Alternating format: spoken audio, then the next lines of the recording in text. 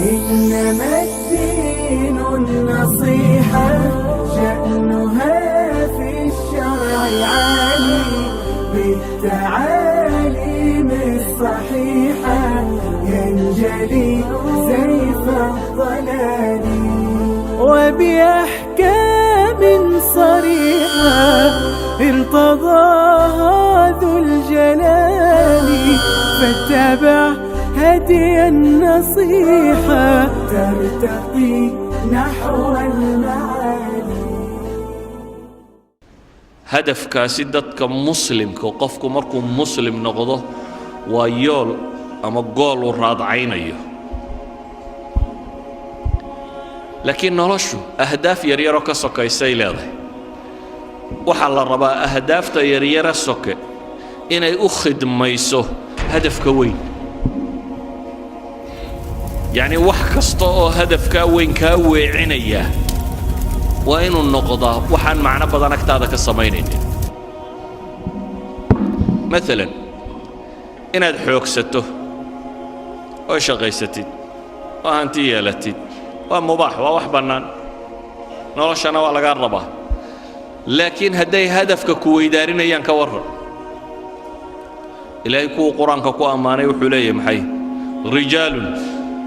لا تلهيهم تجارة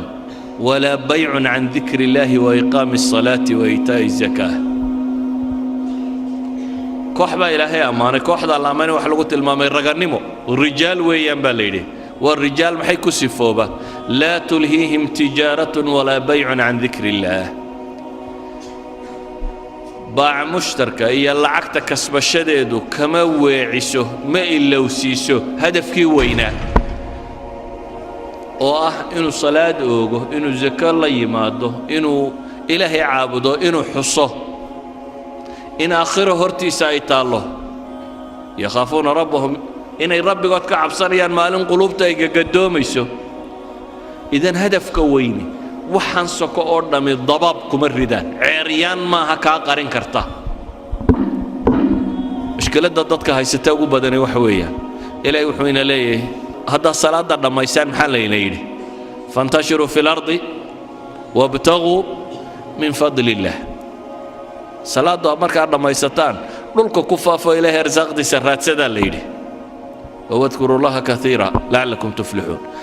لكن الكفاف هي التجارة دي وحنا هدي هدف كوين قلضيان إيجا لقوه ارتقيا ورجال لا تلهيهم تجارة ولا بيع عن ذكر الله وحبدا مركا مانت أهداف تواوين تيدتكو إلا بان وحي يريرو سكينكو مشغولة وحلقيا بان انت الساعدودات كو بحسي سكول كيات ساقدي وكورن يوم القيامة هدات ساقده مالنت أن ساقد نمكا وين يجرين حلقيا بان ولايا هي عيبوبين وكورن قيامة مركا رير نبي آدم ودن الله سكينة هدات عيبوده يوم تعرضون لا تخفى منكم خافية رير نبي آدم إلا كودن بيا قوبي تاقيهين هدات عيبوده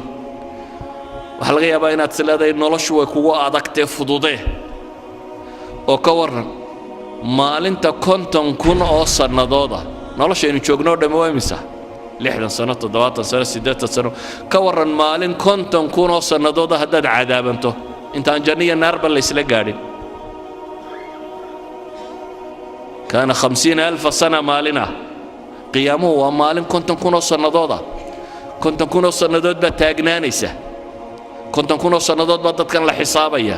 50,000 oo sanadood baa cadceedu halkan taagan tahay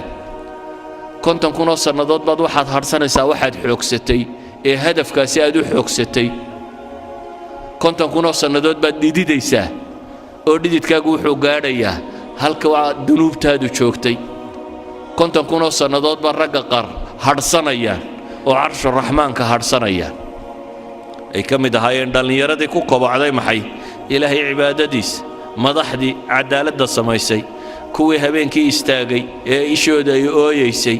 kuwii gacantooda midig waxay bixinaysaa gacantooda bidixaanay ogeyn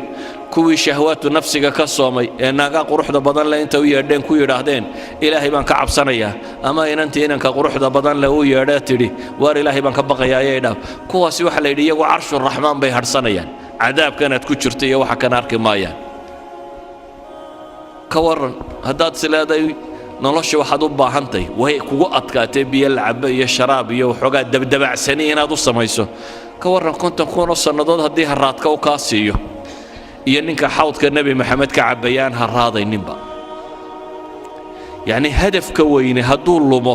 noloshan soka qiimo ma leh shayaatiinu linsi waljinnina waxay isugu tageen inay hadafkaa weyn qariyaan oo ay kugu mashquuliyaan ahdaaf yaryaroo soke waxbarasho iyo capacity building iyo halkan kabood iyo xoogsi iyo shaqaysi iyo wax yaryaroo soke oo marar badan aan hadafkaba uu qiimaynaynin dhallinyaradana iyada waxa u sii dheer qaar aan tannaba wax ka tarin baaba lagu sii mashquuliyey hebel baa laadiya heblaaya kolayga ku riday kubad oo hadduu ku rido maxaa kaa galay maxaa ka soo baxaya nin baa kubad 2 birood dhex mariyey maxay nolosha ku soo kordhisay gool baa la dhalay maxay nolosha ku soo kordhinaysaa aakhirana wax kama tarto adduunkana wax kama tarto idan ahdaaftii rasmiga ahayd dowradan waxa la idinku qabanayaa baan rajaynayaa in ahdaafta la saxo inaynu dib u xisaabtanno oo dib nolosha u hagaajinno inaynu buusalada hagaajisanno garanno barul amaan xagee lagu gaadhaa doon baynu saaranay noloshu waa doon badweyn ku dhex jirta hadday buusaladaadu sax tahay markabka badweynka soconaya haddii buusaladu kambasku hadduu saxan yahay mahma ay waxaanay dhacaan wuu gaadhi meel barriyo nabada uu dego wuu gaadhi haddiise kambasku kaa lumo mawjaduhunbaa kolba dhan kuu kaxayn badweyntuunbaad ku wareegi doontaa adoo aan weligaana dhul arkaynin waxaa la mid ah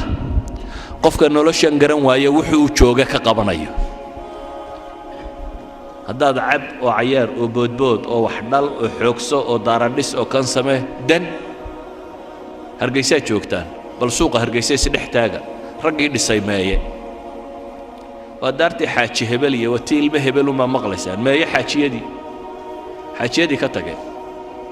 aarahan hargeysada aan maanta dhex joogtaan raggii lahaa cidi kama noola xaggay joogaan waa kuwaynu meelahan ku marro xataa magac male hadda